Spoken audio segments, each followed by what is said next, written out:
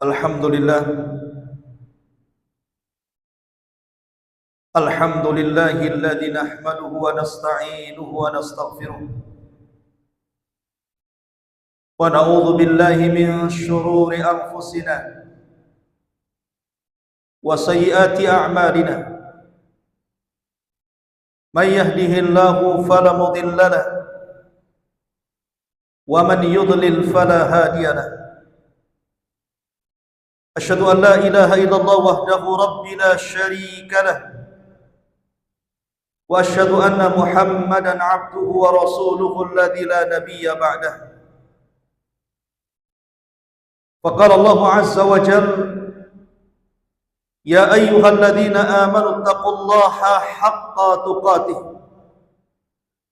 wa la tamutunna illa wa antum muslimun. Amma ba'd. Ma'asyiral muslimin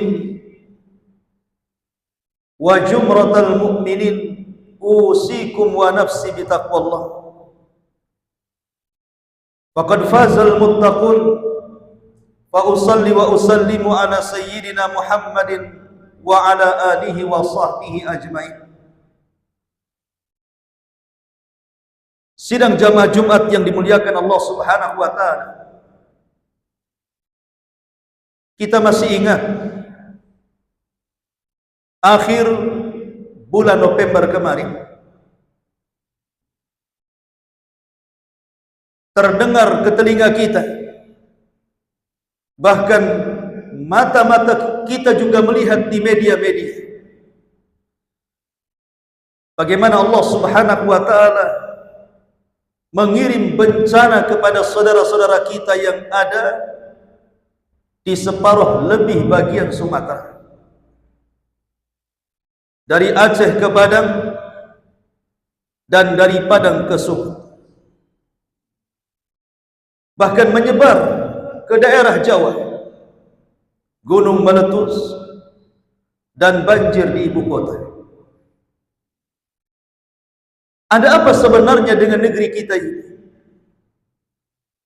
Kenapa selalu dilanda oleh musibah? Bahkan banjir bandang yang diiringi dengan longsor, yang di dalamnya ada bebatuan, lumpur dan gerondongan kayu, sampai memakan korban bukan hanya 1-2 jiwa, bahkan sampai 1000 jiwa kurang lebih yang melayang, belum yang ditemukan, belum lagi ribuan yang luka-luka, bahkan jutaan yang mengungsi. Bahkan ada yang mereka meninggal bukan karena kena bencana, tapi karena kelaparan, tidak ada yang dimakan. Ma'asyiral muslimin, jamaah sidang Jumat yang dimuliakan Allah Subhanahu wa taala. Apakah ini sebuah musibah? Apakah ini sebuah teguran? Atau memang ini sebuah azab yang Allah Subhanahu wa taala kirimkan kepada kita? Padahal hakikatnya kalau kita melihat dan menilik Al-Qur'anul Karim, sesungguhnya hujan yang Allah Subhanahu wa taala berikan kepada kita harusnya menjadikan sebuah rahmat. Karena Allah Subhanahu wa taala telah menjadikan air yang Allah tumpahkan dari langit itu segala sesuatu bisa hidup. Wa ja'alnal ma' kulla syai'in hayy. Kami jadikan air, atau kami jadikan dengan air ini segala sesuatu bisa hidup. Bahkan Nabi SAW memerintahkan kita untuk berdoa saat hujan, karena ketika turun hujan itu saat Allah Subhanahu wa taala menurunkan rahmat. Bahkan Nabi SAW apabila datang hujan sudah menetes dari langit, terkadang Rasul membuka sebagian bahunya, kemudian memberikan bahunya kepada tetesan-tetesan hujan, dan mengatakan inilah awal rahmat yang Allah Subhanahu wa taala turunkan. Tapi kenapa kemudian hujan yang notabene sebuah rahmat berubah menjadi sebuah azab, berubah menjadi sebuah musibah. Yang harusnya dengan hujan manusia bahagia, tapi sebaliknya malah mereka menangis, bahkan meminta tolong kemana-mana. Hadirin sidang Jumat yang dimuliakan Allah Subhanahu wa ta'ala, dahulu di zaman Nabi Allah Nuh alaihi salatu wassalam, ketika kaumnya mulai mendustakan Nuh alaihi salatu wassalam, bahkan mulai mengancam, sehingga Nuh alaihi salatu wassalam berdoa kepada Allah Subhanahu wa ta'ala, fada'a rabbahu anni maghlubun fantasir. Maka Nuh pun berdoa kepada Allah Subhanahu wa ta'ala, ya Rabb, sesungguhnya aku hampir dikalahkan, tolonglah aku. Maka Allah Subhanahu wa ta'ala penuhi doa-doa Nuh alaihi salatu wassalam. Apa yang terjadi? Fafatahna as-sama, fafatahna abwabas sama bima'in munhamir wa fajjarna al-arda uyunan faltaqal ma' ala amrin qad qudir wa hamalnahu ala dhati alwahin wa dusur. Apa yang terjadi? Allah Subhanahu wa ta'ala membuka pintu-pintu langit, kemudian mengirim hujan sederas-derasnya, sehingga air hujan dan air bumi bersatu menjadi sebuah gelombang besar, akhirnya melulantakkan seluruh kaum Nuh alaihi salatu wassalam. Tidak ada yang selamat kecuali orang-orang yang ada di perahu Nuh alaihi salatu wassalam. Kaum Ad, pembesar-pembesar mereka sudah putus asa karena pacaklik yang berkepanjangan.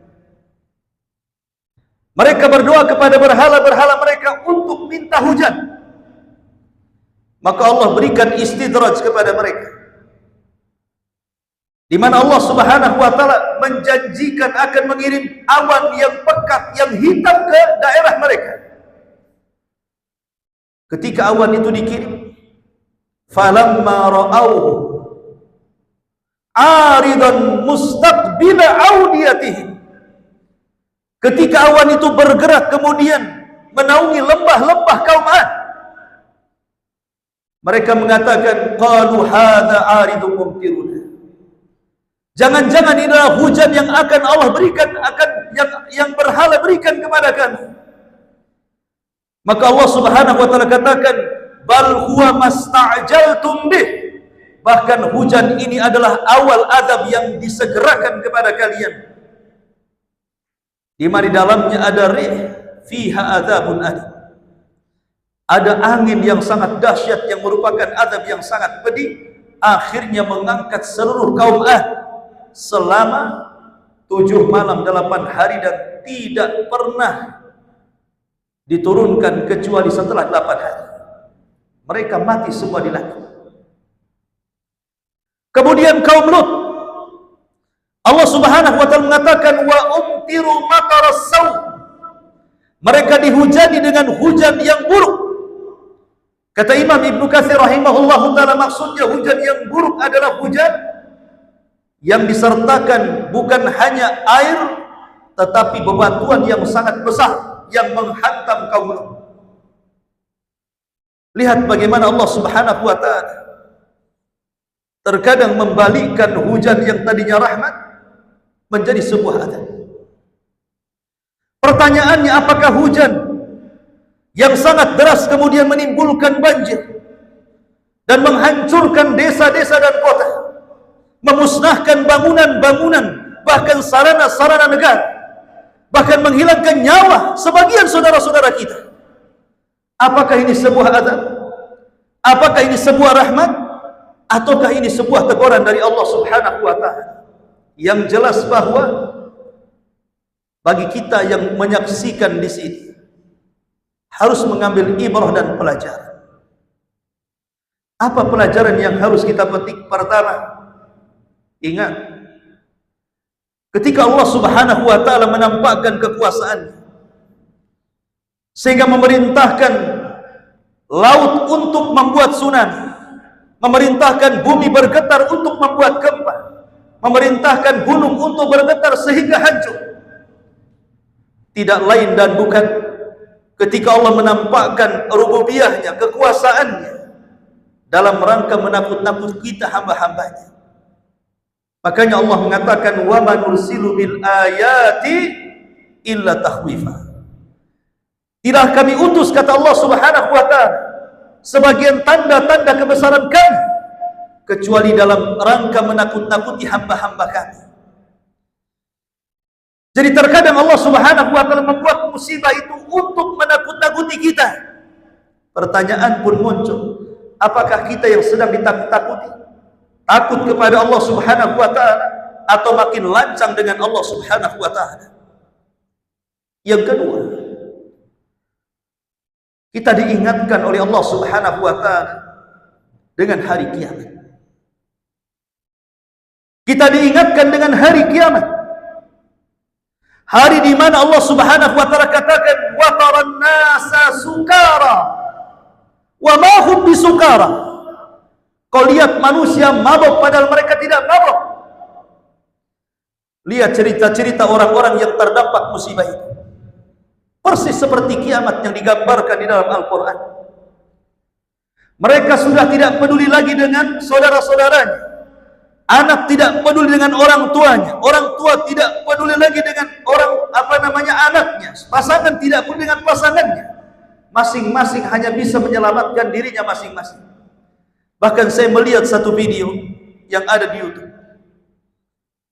Ketika ada ibunya hanyut di sebuah air yang sangat deras. Anaknya hanya bisa memanggil-manggil dari atas, tapi tidak bisa apa-apa. Sebab kalau dia terjun kemudian menyelamatkannya, boleh jadi yang mati dua-duanya. Mereka hanya berteriak-teriak minta tolong, tapi tidak bisa ditolong. Begitulah kiamat. Yauma yafirrul mar'u min akhi wa ummihi wa abihi wa sahibatihi wa bani likulli imri'in minhum yawma idzin sya'nun yughni.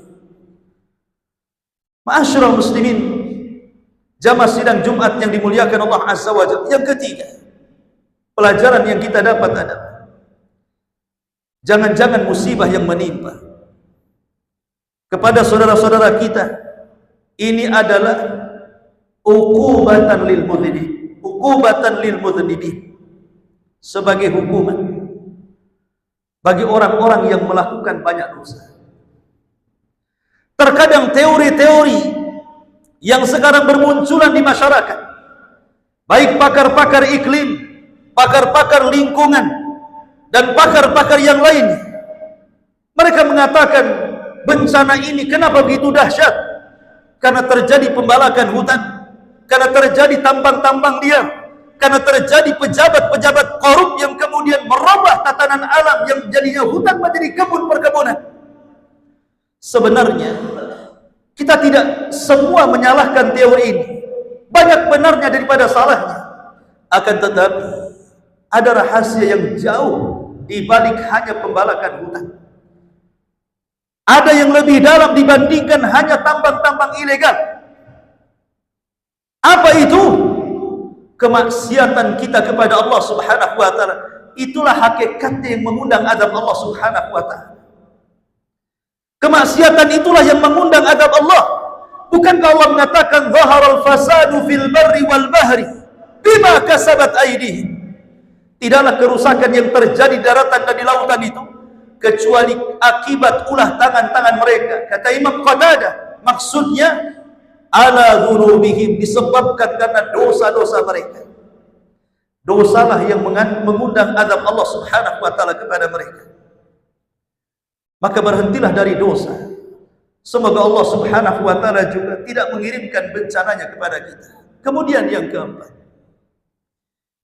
di antara hikmah dari bencana ini, kita yang menyaksikan jangan pernah merasa aman dari makar Allah Subhanahu wa ta'ala. Jangan katakan itu kan banjir di Padang, di Aceh dan di Sumut. Itu kan gunung meletus di Semeru sana. Itu kan banjir di ibu kota. Batam akan aman sentosa. Siapa bilang? Allah bisa mengirim adab-adab itu kemari. Karena orang yang merasa aman dari makar Allah Subhanahu wa ta'ala, mereka orang-orang kafir. Orang-orang yang beriman tidak akan merasa aman dari makar Allah Subhanahu wa ta'ala. Sehingga kita akan terus waspada. Karena ketika Allah Subhanahu wa ta'ala mengirim bencana, terkadang di waktu manusia sedang terlelap tidur, atau di saat manusia sedang mengejar dunia dan lupa akhirat, disitulah musibah datang. Betapa banyak orang-orang yang tidak sempat bertobat meninggal. Betapa banyak orang-orang yang tidak sempat berubah meninggal. Berapa banyak orang-orang yang belum banyak mengumpulkan pahala meninggal dunia. Inilah sebuah kerugian. Maka jangan pernah lengah dari makar Allah Subhanahu wa ta'ala.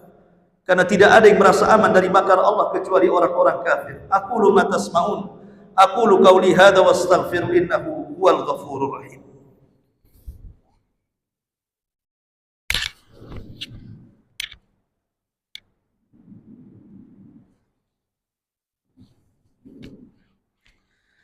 Bihamdillahi wassalatu wassalamu ala Rasulillah wa ala alihi wa sahbihi wa mawalah wa la hawla wa la quwwata illa billahi wa ba'd.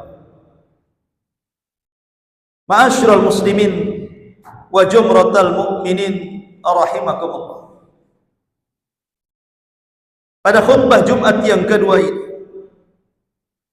tentu ada nasihat bagi mereka saudara-saudara kita yang terdampak dengan musibah ini, atau di antara hadirin yang memiliki saudara atau kerabat yang terdampak dengan musibah ini.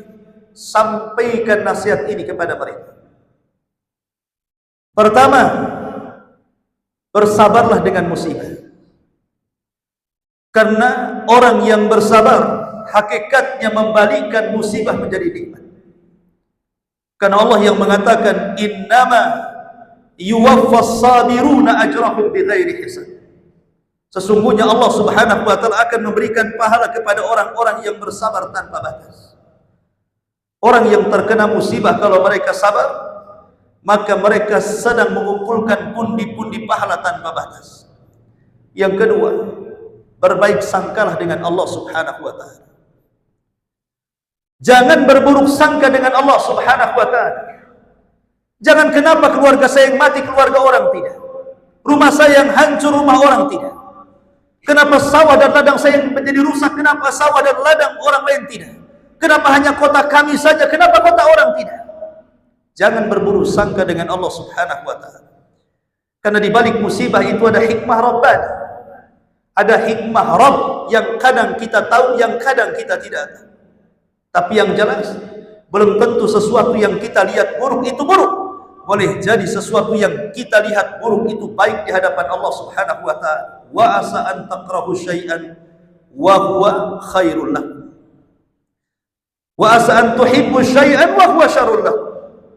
Kau lihat itu buruk, rupanya baik. Kau lihat itu baik, rupanya buruk. Begitulah hikmah Rabbani.